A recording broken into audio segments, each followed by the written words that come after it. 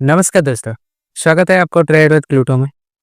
बात करेंगे इस वीडियो में कुछ इंपॉर्टेंट शेयर और कुछ इंपॉर्टेंट अपडेट के बारे में।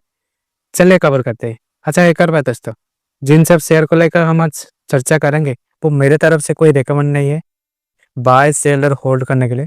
सिंपल एक न्यूज़ के बेसिस से आज हम बात करने वाले हैं। चलिए दोस्तों कवर करते हैं हमारा। दोस्तों मैं यहाँ पे एक इम्पोर्टेंट बात बताता हूँ। कंपनी का स्टॉक एनालाइज करने के लिए हमारा पहला पॉइंट है, आप उसका पी रेशियो देखना और उसका कंपनी डेट फ्री है कि नहीं देखना, और ये कंपनी कैसा है इसके बारे में भी देखना। उसका पी रेशियो से कैसे पता चलता है ये कंपनी या स्टॉक अच्छा है कि बुरा है। दोस्तों पी रेशियो क्या है कि पी रेशियो का प्रोडक्ट फॉर्म है प्राइस टू अर्निंग रेशियो। एक कंपनी के वैल्यूएशन का बेसिक रूल माना जाता है पी रेशियो, लेकिन इसका एक यूनिवर्सल प्रॉफिट नंबर नहीं होता है। इंडस्ट्री और ग्रोथ पोटेंशियल के हिसाब से अलग अलग होता है। जैसे कि दोस्तों मान लो पी रेशियो 10 से 15 के बीच में, उसका मार्केट एवरेज से कम है और स्टॉक अंडर वैल्यू भी हो सकता है। लेकिन कभी कभी इसका मतलब कंपनी स्लो ग्रोथ और प्रॉब्लम भी हो सकता है। अगर पी रेशियो 15 से 25 के बीच में है तो ये हेल्दी रेंज में माना जाता है, मतलब वैल्यूएशन ज़्यादा एक्सपेंसिव नहीं है और ग्रोथ के चांस भी अच्छे हैं। अगर मान लो पी रेशियो 30 से 40 के बीच में होगा तो 30 से ऊपर होगा, 40 के बीच, तो मार्केट स्टॉक के फ्यूचर ग्रोथ की हाई एक्सपेक्टेशन रखता है।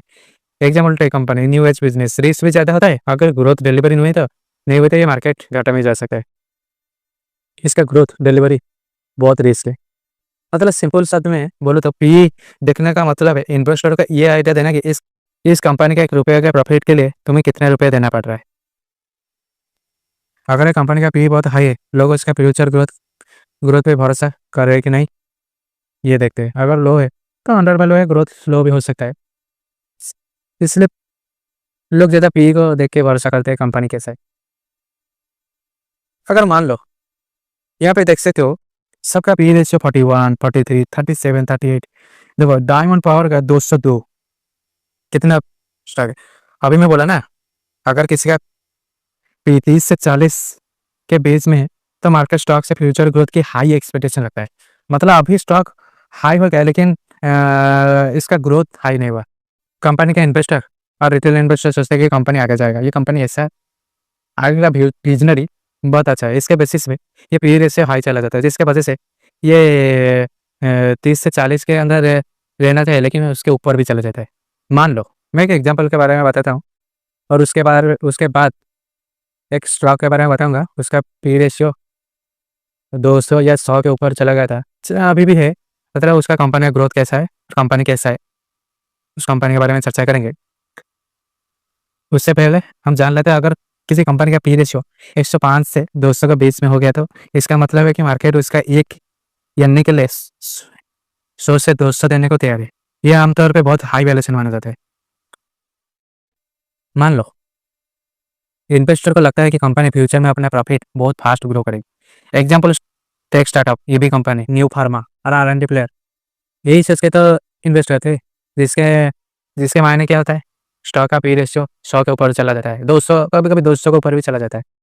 अगर कंपनी का ग्रोथ डिलीवरी ना कर पाई तो स्टॉक प्राइस जल्दी भी गिर सकता है। मान लो पी रेशियो जाते जाते 100 या 200 जाते जाते किसी स्टॉक का प्राइस अगर 400 था, पी रेशियो 100-200 चला गया तो उसका वैल्यूएशन भी उसी हिसाब से जाना चाहिए। लेकिन वैल्यूएशन ना जाके उसका उसका स्टॉक प्राइस हाई वैल्यूएशन हो गया।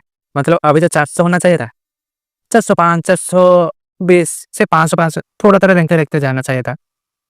लेकिन सडनली क्या हुआ, कंपनी का विजनरी का टारगेट रखते हुए इतना इन्वेस्टर ने इन्वेस्ट किया कि वो 400 का प्राइस का स्टॉक 1000 तक पहुंच गया, जिस वजह से इसका पी रेशियो 100 या 200 भी चला जाता है।